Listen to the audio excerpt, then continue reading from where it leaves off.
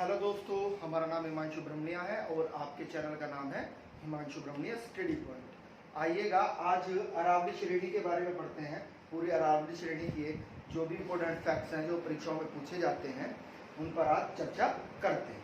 ठीक है, आइएगा। अब एक चीज और समझिएगा, सबसे पहले क्रम में कौन सी आती है? अरावली श्रेणी ही आती है। तो सबसे पहले इसको पढ़ेंगे, उसके बाद विंध्याचल पढ़ेंगे, उसके बाद में सतपुड़ा पढ़ेंगे। ठीक है, क्लियर है पॉइंट? आ रही है बात समझ में?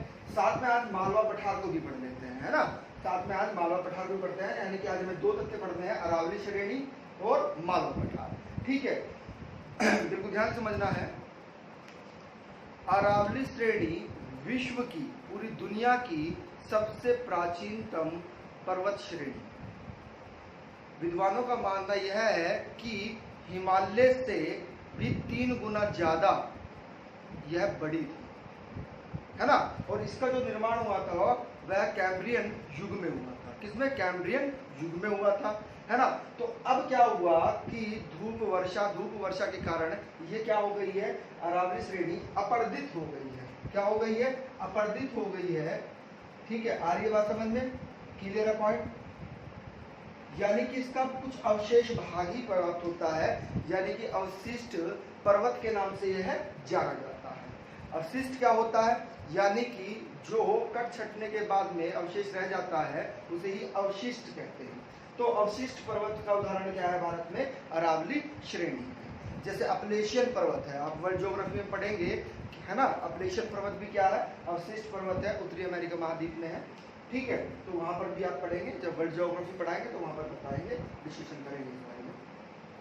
तो अरावली श्रेणी सबसे प्राचीनतम, विश्व की सबसे प्राचीनतम श्रेणी है। ठीक है, अवशिष्ट पर्वत है। ठीक है, आर्यवासन में, और इन्हें अलग अलग नामों से भी जाना जाता है। इन्हें अलग अलग नामों से इन श्रेणियों को जाना जाता है। ठीक है, क्लियर है?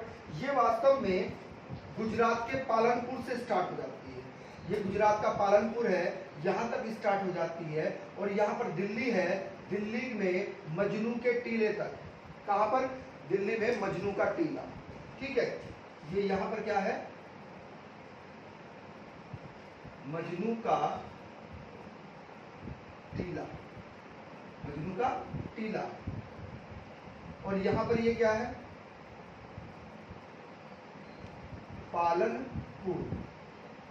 यानी कि गुजरात के पालनपुर से स्टार्ट होता है और कहां तक चले गया है? दिल्ली तक चले गया है। कहां तक? दिल्ली तक। यानी कि 4 राज्यों में विस्तृत है।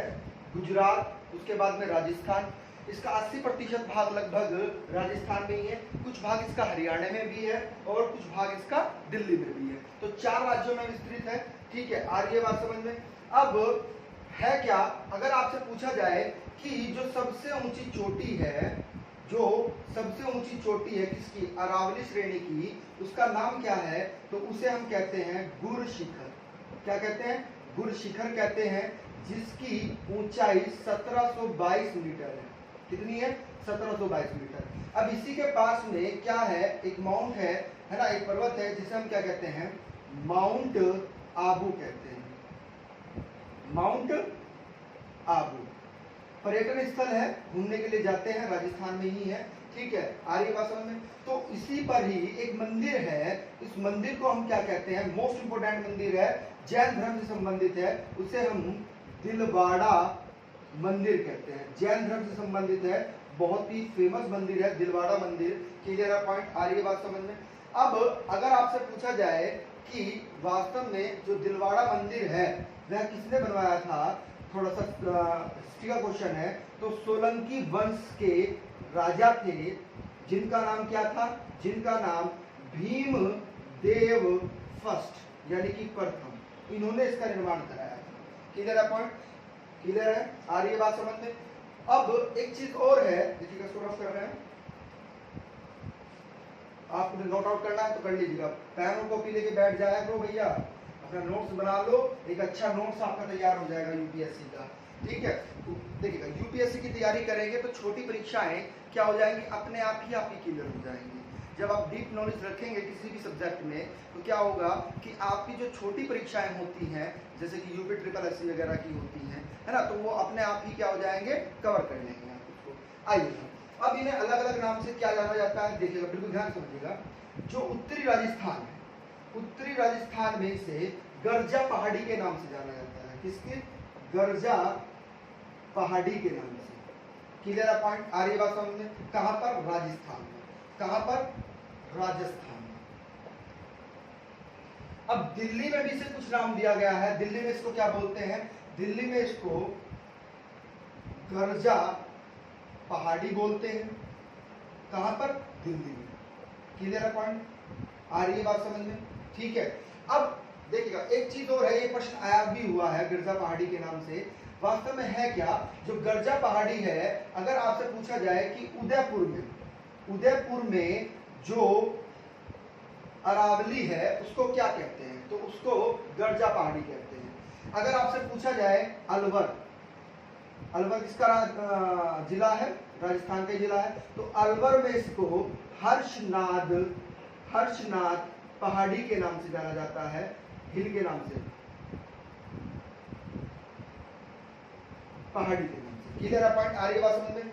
अब मोस्ट इंपोर्टेंट, दिल्ली से रिलेटेड क्या चीज पूछी जाती है, देखिएगा। नहीं, गर्जा पहाड़ी, हाँ, दिल्ली में इसको दिल्ली रिज के नाम से जानते हैं। किसके? दिल्ली रिज या दिल्ली रॉयल के नाम से जानते हैं। दिल्ली रॉयल। अब दिल्ली रॉयल के नाम से क्यों कहते हैं इसको समझिएगा। क्योंकि जो राष्ट्रपति भवन है, जो हमारे देश का राष्ट्रपति भवन है, वह वास्तव में कहां पर? अरावली श्रेणी पर ही स्थित है। और राष्ट्रपति भवन के आर्किटेक्ट कौन थे, वास्तुकार कौन थे? एडविन लुटियन थे। Clear point? आ रही है बात समझ में? तो दिल्ली में जहां पर यह है राष्ट्रपति भवन, इसे रायसीन पहाड़ी भी कहते हैं। वहां पर क्या कहते हैं? रायसीना या रायसीन पहाड़ी इसको बोला जाता है। Clear point? आ रही है बात समझ में? तो आपको नामों को जरूर याद रख लेना है, क्योंकि प्रश्न यहां से भी बनता है, आपको भूलना नहीं है। ठीक है, आपको भूलना नहीं है। एक मिनट रुकिएगा।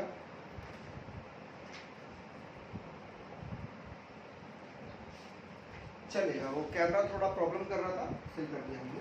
ठीक है, तो वास्तव में है क्या? ये नाम है, आपको याद रखने हैं, भूलना नहीं है। ठीक है, आ रही है बात समझ में? सबसे पुराना पर्वत श्रेणी है ना? और सबसे नया कौन सा है? सबसे नवीन पर्वत हिमालय है, वह भी भारत में ही स्थित है। ठीक है, आ रही है बात समझ में? अब जो इसका विस्तार है, हमने बताया आपको, गुजरात के पालनपुर से लेकर कहां पर? दिल्ली में मजनू के टीले तक है। ठीक है, इसका कुछ क्षेत्र पाकिस्तान में भी है। कहां पर? पाकिस्तान में भी है, और पाकिस्तान के दो प्रांतों में है, एक तो सिंध प्रांत में और एक पंजाब प्रांत में। ठीक है, तो गुरशिखर चोटी के बारे में आपने पढ़ लिया है, दिलवाड़ा मंदिर के बारे में आपने पढ़ लिया है, माउंट आबू के बारे में आपने पढ़ लिया है। आगे चलिएगा। अब यहाँ पर ही एक घाटी भी है, इसी के अंतर्गत एक घाटी आती है, हल्दी घाटी, और मोस्ट इंपोर्टेंट है, पूछी जाती है ना? हल्दी घाटी मोस्ट इंपोर्टेंट है, पूछी जाती है। क्यों? क्योंकि अकबर का और किसका? महाराणा प्रताप का युद्ध कहां पर हुआ था?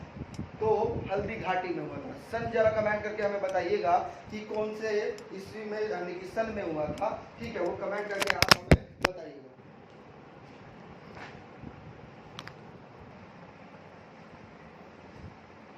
आज कैमरा ज्यादा प्रॉब्लम कर रहा है। चलिए ठीक है, कोई नहीं, आइए स्टार्ट करते हैं। देखिएगा, अब प्रश्न ये भी बनता है, बिल्कुल ध्यान समझना है, कि जो आपकी अरावली श्रेणी है, इसके उत्तर में क्या है? तो इसके उत्तर में थार मरुस्थल है। कौन सा मरुस्थल है? थार मरुस्थल। थार मरुस्थल से ये भी प्रश्न बनता है कि विश्व का सबसे ज्यादा जनसंख्या घनत्व वाला मरुस्थल कौन सा है? तो सबसे ज्यादा जनसंख्या घनत्व वाला मरुस्थल आपका थारी है ना? कुछ भाग इसका कहां पर है? पाकिस्तान में भी है, थार मरुस्थल का। क्लियर है पॉइंट? अब ये मरुस्थल का निर्माण क्यों हुआ, इसको आप समझिएगा। दक्षिणी पश्चिमी मानसून जो है हमारा, दक्षिणी पश्चिमी मानसून, देखिएगा, पवनें जिस दिशा से आती हैं उन्हें उन्हीं का नाम देते हैं। जिस दिशा से पवनें आ रही हैं, है ना, उन्हें उन्हीं का ही नाम दिया जाता है। तो ये दक्षिण पश्चिम दिशा से आ रही हैं, इसीलिए इसको हम क्या बोलते हैं? दक्षिणी पश्चिमी मानसून बोलते हैं। दक्षिणी पश्चिमी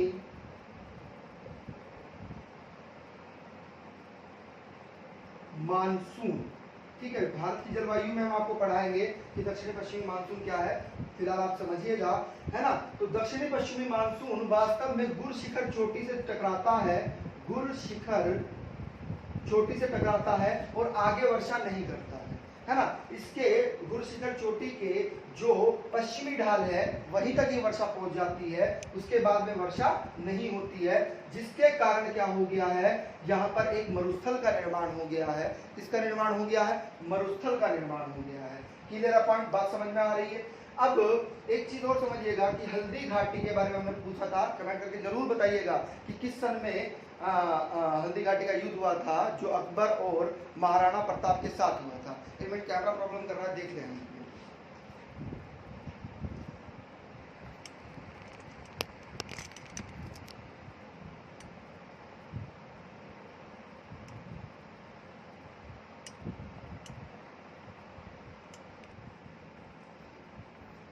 आइएगा, तो मानसून के कारण क्या, दक्षिण पश्चिम मानसून के कारण गुर शिखर पर ही टकराती हैं ये पवने और उसके बाद आगे नहीं जाती हैं, जिसके कारण गुर शिखर के जो पश्चिमी क्षेत्र है वहीं पर ही वर्षा होती है, उससे आगे वर्षा प्राप्त नहीं हो पाती है।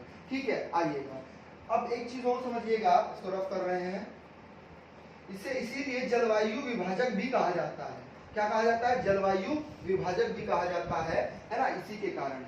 आइएगा, अब एक प्रश्न और बनता है कि जो अरावली श्रेणी है, अरावली श्रेणी के पश्चिमी भाग को क्या कहा जाता है और पूर्वी भाग को क्या कहा जाता है? तो पश्चिमी भाग को क्या कहा जाता है? मोस्ट इंपोर्टेंट है, पूछा भी गया है, मारवाड़ कहा जाता है। किस भाग को? पश्चिमी भाग को। किसको?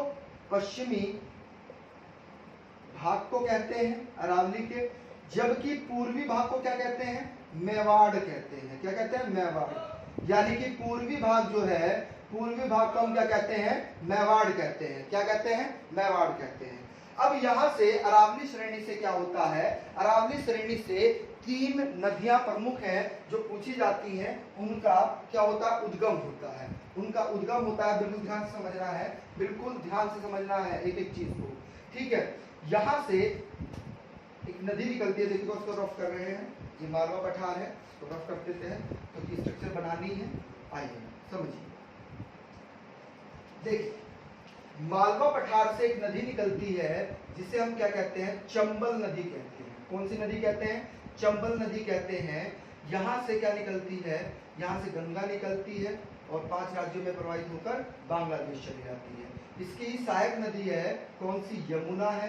कौन सी? यमुना। ठीक है, जो इलाहाबाद के पास जाकर मिलती है।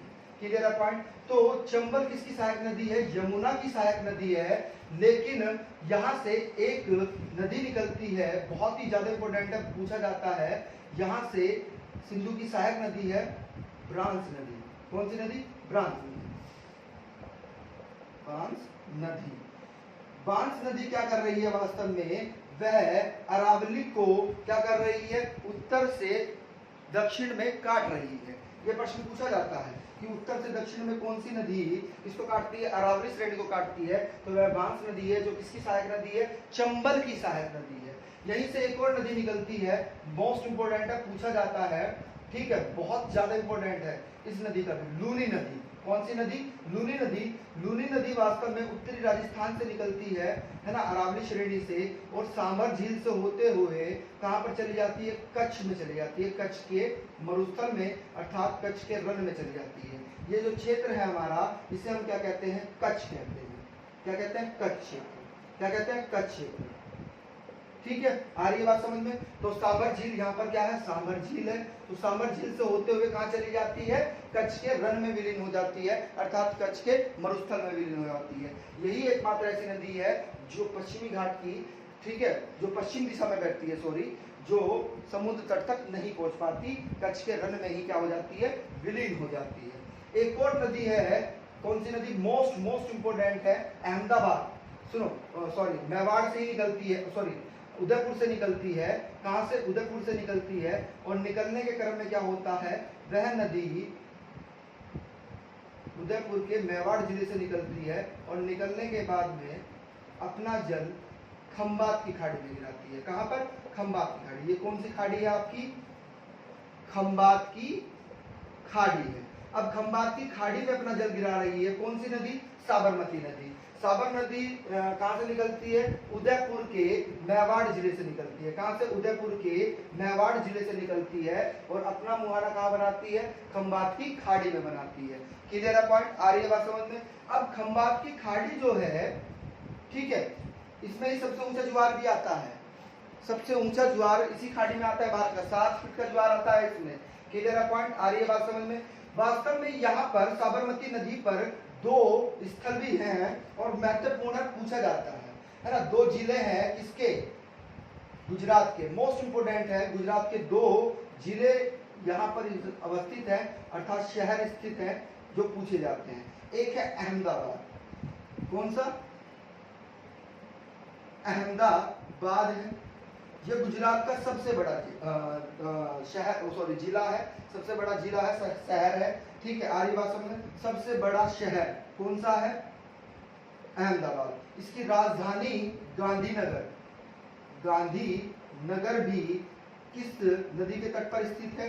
तो साबरमती नदी के तट पर स्थित है। क्लियर है पॉइंट? आ रही है बात समझ में? अब प्रश्न एक और बनता है, प्रश्न ये बनता है कि वास्तव में जो अरावली श्रेणी है उसका अपर्दन किस क्षेत्र में ज्यादा हुआ है? तो इसका अपर्दन वास्तव में ज्यादा जो हुआ है वह पूर्वी क्षेत्र में हुआ है, क्योंकि मजनू के टीले तक है। आपको पता होगा इंदिरा गांधी ओपन यूनिवर्सिटी भी किसके अंतर्गत आती है? अरावली श्रेणी के अंतर्गत ही आती है। वह पूरी यूनिवर्सिटी किस पर बनी हुई है? अरावली श्रेणी पर ही बनी हुई है। ठीक है, तो इसका अपर्दन कहां पर हुआ है ज्यादा? अर्थात कहने का तात्पर्य यह है कि पूर्व के क्षेत्र में हुआ है, दक्षिण के क्षेत्र में इसका नहीं हुआ है। इतना कंपैरिजन अगर किया जाए अपर्दन का, तो अपर्दन यानी कि अवशिष्ट होने का, तो पूर्व में ज्यादा अवशिष्ट हो गई है और पश्चिम में कम अवशिष्ट हो गई है। Clear point? आ रही है बात समझ में? अब एक चीज और है कि अरावली श्रेणी, बहुत ज्यादा इंपॉर्टेंट फैक्टर पूछा गया है ये प्रश्न, कि इसका उपनाम क्या है अरावली श्रेणी का? तो विष्णु पुराण में इसको नाम दिया गया है। क्या? विष्णु पुराण में इसको एक नाम दिया गया है। क्या नाम दिया गया है? परिपत्र नाम दिया गया है। क्या नाम दिया गया है? परिपत्र नाम दिया गया है। क्लियर है? बात समझ में आ रही है? क्लियर है पॉइंट यहाँ तक? ठीक है, आइएगा अब हम बिल्कुल ध्यान समझना है। देखिएगा वीडियो ज्यादा लंबी हो जाएगी, तो चलो मालवा पठार को यहीं पर ही बता देते हैं। आइएगा समझिएगा। मालवा पठार, वास्तव में मालवा पठार के नीचे कौन सी श्रेणी है?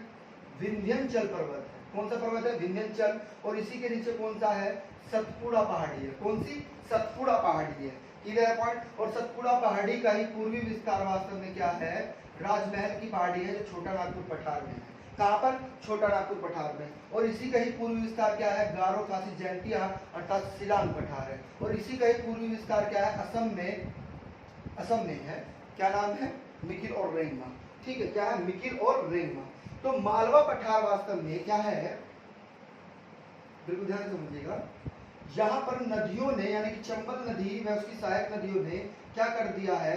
इसको अपर्दित कर दिया है। क्या कर दिया है? अपर्दित कर दिया है। अर्थात नालियों की स्थिति में यह कुछ दिखाई देता है, कुछ इस आकृति में दिखाई देता है। आ रही है बात समझ में? आपने पुरानी मूवीज देखी होंगी। क्या आपने पुरानी मूवीज देखी होंगी? तो पुरानी मूवीज में होता क्या था कि जो डाकू होते थे, है ना, जो डाकू होते थे वे नदी घाटी में दौड़ते हुए घोड़ों पर आपको दिखाई देते हैं। तो वास्तव में वह क्या है? वह अवनाली का अपर्दन का उदाहरण है। यानी कि आपसे प्रश्न बनता है मालवा पठार से कि मालवा पठार किसका उदाहरण है? तो अवनाली का अपर्दन का उदाहरण है। नदियों ने क्या कर दिया? इसका अपर्दन कर दिया है, नाले नुमा स्थिति बनाती है। आ रही है बात समझ में? इसे ही क्या कहा जाता है? खंडर नुमा, या फिर क्या कहा जाता है? अपर्दित अवनाली का, अवनाली का अपर्दन। Clear point? आ रही है बात समझ में? अब मालवा पठार वास्तव में है क्या? पठार क्या होते हैं? लगभग जो उठा हुआ भाग, यानी कि सामान्य सतह से जो थोड़ा सा ऊपर उठा हुआ भाग होता है उसे ही हम क्या कहते हैं? पठार कहते हैं। इस पर पर्वत मतलब चोटियां नहीं होती हैं। क्या नहीं होती है? चोटियां नहीं होती हैं। लगभग समतल मैदान भाग रहता है ठीक है, आ रही है बात समझ में, क्लियर पॉइंट, चलेगा। अब नालिका अपर्दन का उदाहरण क्या है आपका, मालवा पठार, बहुत ज्यादा इंपॉर्टेंट है, ये प्रश्न पूछा जाता है। अवनालिका अपर्दन का उदाहरण क्या है, तो अवनालिका अपर्दन का उदाहरण है मालवा पठार, ठीक है। अगर वीडियो अच्छी लगी हो तो इसको लाइक करिएगा, ठीक है। और जो नए व्यूवर्स हैं जिसने हमारे चैनल को सब्सक्राइब नहीं किया है तो वो हमारे चैनल को सब्सक्राइब कर लीजिएगा और बेल आइकन जरूर ऑन कर लीजिएगा, क्योंकि उससे सबसे पहले नोटिफिकेशन आपके पास में पहुंच जाएगा। और शेयर करना मत भूलिएगा। अगला जो पढ़ाएंगे हम आपको, अगला विंध्यांचल श्रेणी पढ़ाएंगे। कोशिश करेंगे कि विंध्यांचल और सतपुड़ा को एक ही साथ ले लें, है ना, विंध्यांचल और सतपुड़ा को एक ही साथ ले लें, क्योंकि ज्यादा बड़ा वीडियो नहीं रहेगा, छोटा ही वीडियो रहेगा। तो यहाँ से दोनों श्रेणी आपकी इसमें पढ़ा दी जाएंगी। एक श्रेणी आपने यहीं पे पढ़ ली है, अरावली श्रेणी और मालवा पठार, ठीक है। क्लियर पॉइंट, आ रही है बात समझ में, चलेगा, ठीक है। Thank you very much.